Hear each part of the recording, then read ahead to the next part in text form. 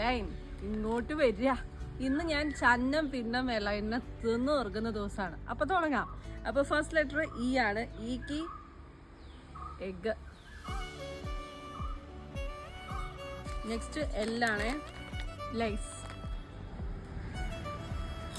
എക്ക് അരിമുറുക്ക്.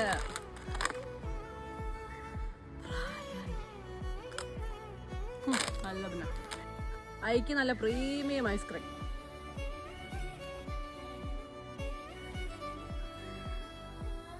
നെക്സ്റ്റ് എന്നിന് വീണ്ടും ഈ ആണ്. അറിയാലോ, നമ്മൾ തുടങ്ങിയോടത്തേക്ക് തന്നെ മുടങ്ങിപ്പോണം.